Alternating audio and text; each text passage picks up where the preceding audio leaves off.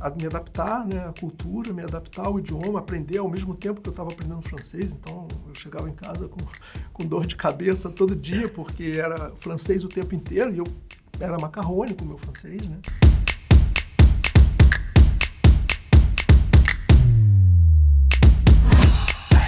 Uma das grandes marcas do programa Entrevista 50 CIOs é conhecer histórias e histórias que nos envolvem. Histórias que nos fazem refletir a importância de termos, desde sempre, o cuidado de poder priorizar aquilo que é importante numa vida e numa carreira profissional.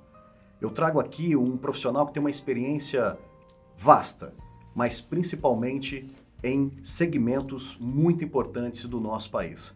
Roberto Maia, seja muito bem-vindo. Prazer poder te receber aqui na NetGlobe. Espero que você tenha sido muito bem recebido para esse bate-papo nosso.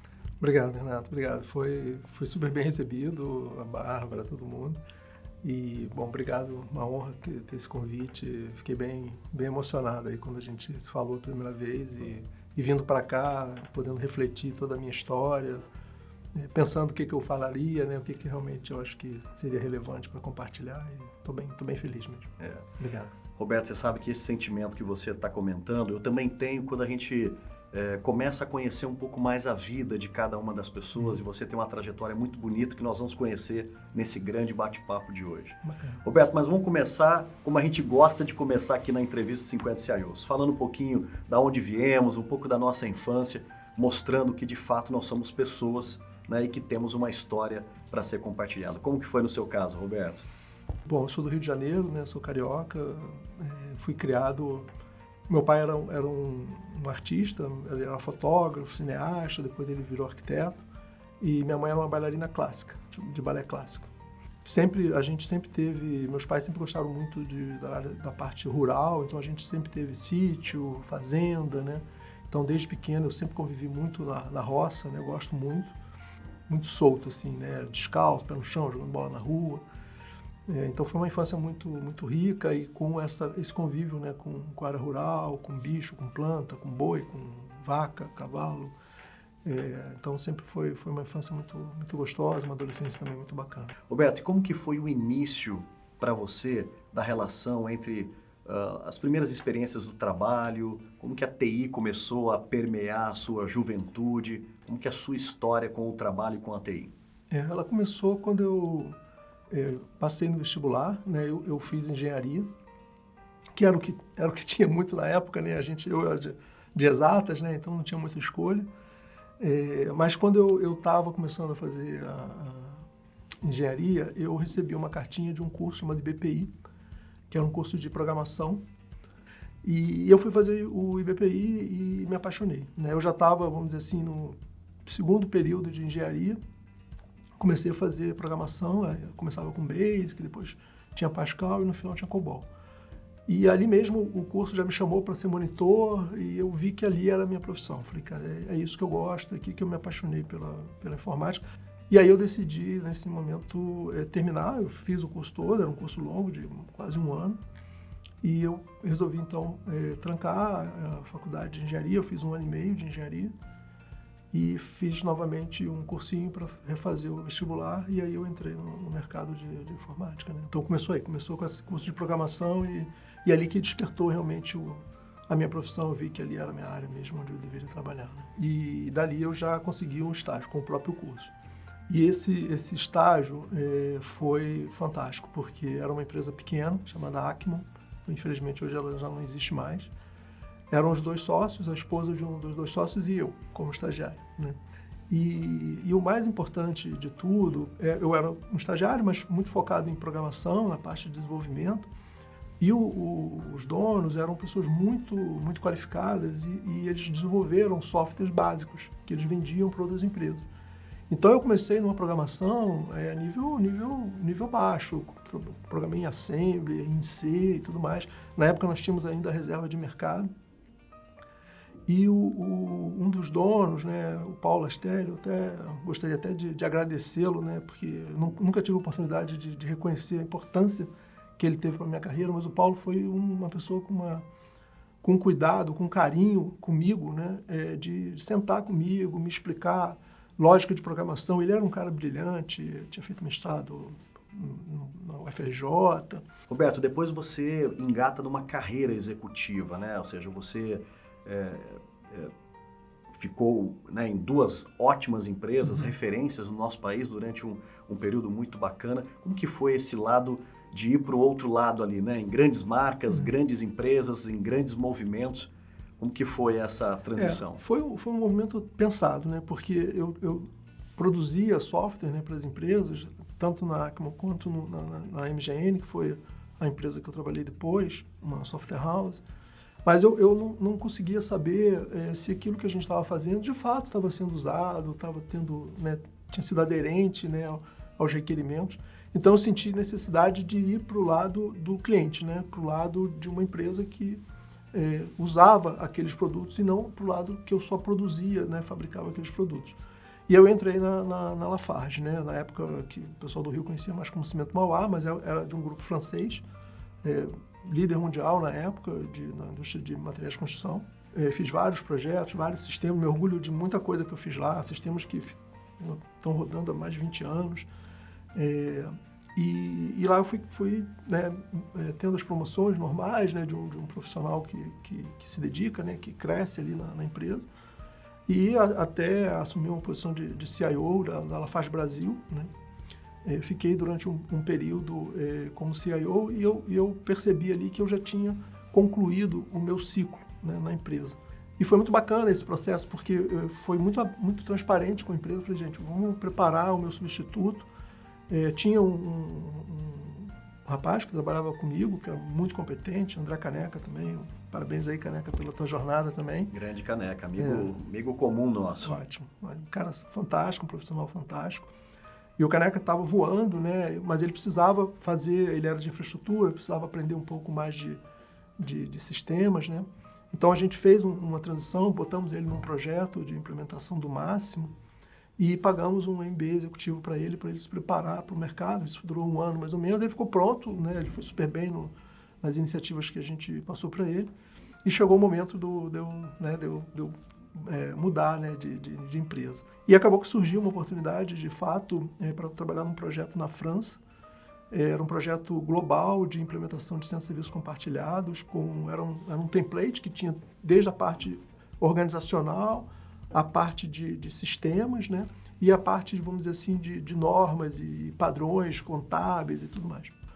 Foi uma experiência que não tem como descrever de tão importante, né? Porque ela misturou tudo, né? Ela misturou uma experiência profissional com uma experiência de vida, com uma experiência familiar, onde a gente se integrou mais, os filhos pequenos. Eu fui com 3 filhos pequenos, a me adaptar, né, à cultura, me adaptar ao idioma, aprender ao mesmo tempo que eu estava aprendendo francês. Então eu chegava em casa com dor de cabeça todo dia, porque era francês o tempo inteiro e eu era macarrônico o meu francês, né?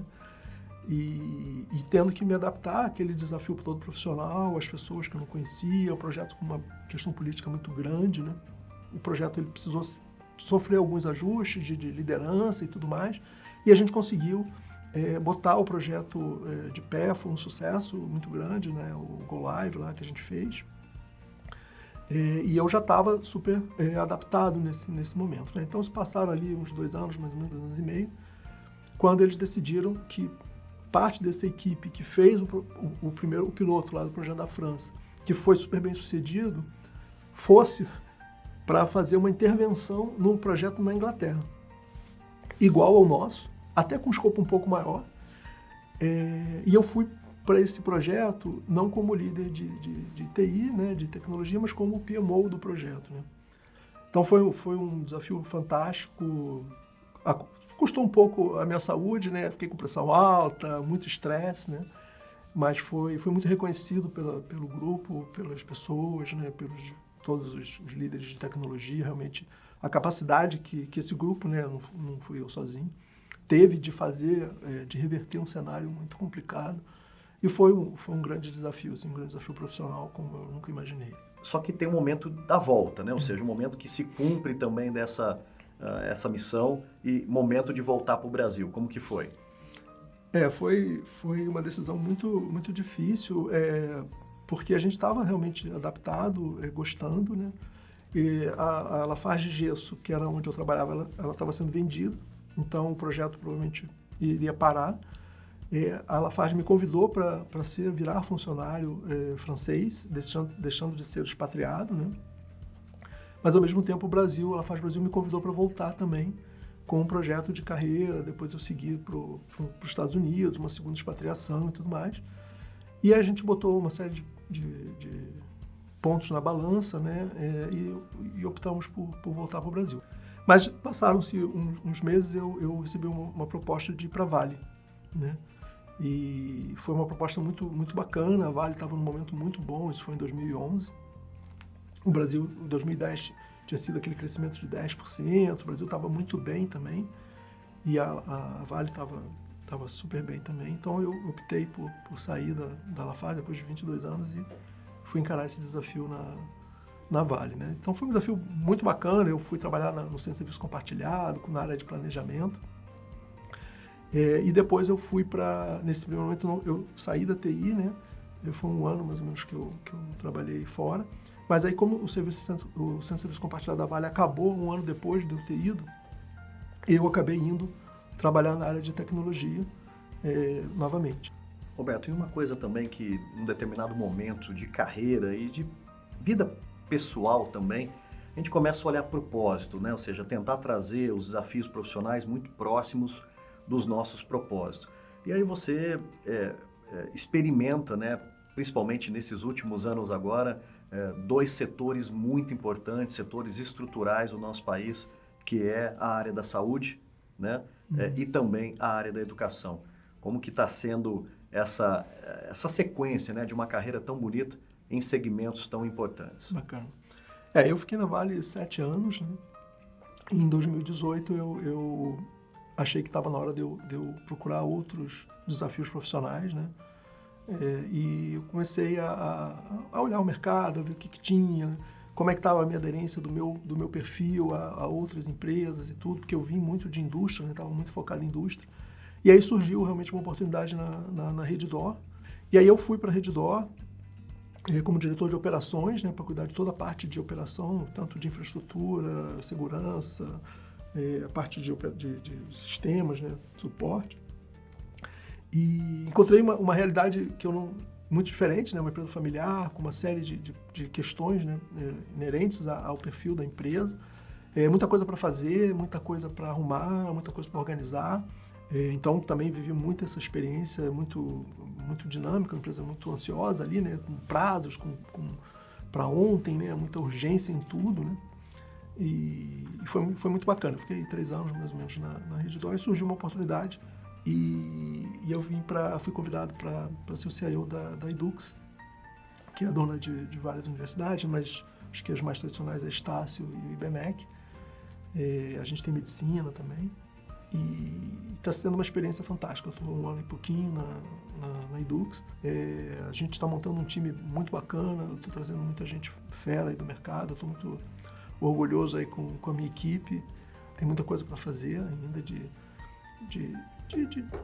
renovação, inovação mesmo nas nossas aplicações, mas estamos no caminho, estamos investindo bastante, a empresa está bem antenada nessa necessidade e estamos aí com uma jornada bonita para construir.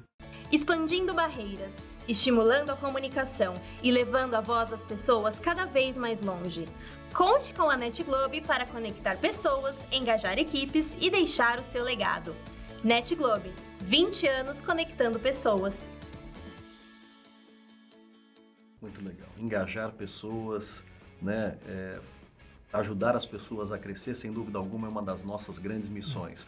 Que mensagem nós podemos deixar como pessoas que dedicaram anos, né, à tecnologia para esse público que está se interessando pela nossa profissão? Não se intimide, né?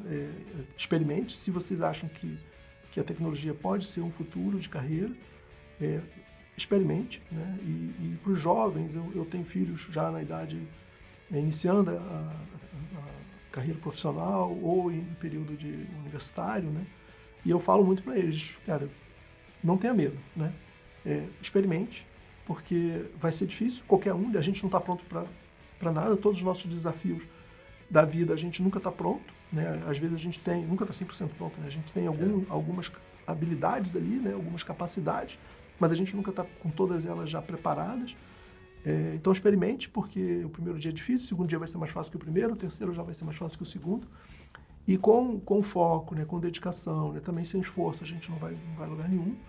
As coisas vão se encaixando, a gente vai aprendendo, vamos ganhando confiança e a gente vai se capacitando cada vez mais, se fortalecendo cada vez mais para os desafios futuros, né? Então, experimente a área de tecnologia de fato, que você vai aprender, vai gostar, e também, se não gostar, pode mudar, né? Não é problema nenhum. Hoje a gente pode transicionar a carreira qualquer idade, 50, 60 anos, não tem mais essa questão de que 40 anos é velho, como dizia minha mãe, né?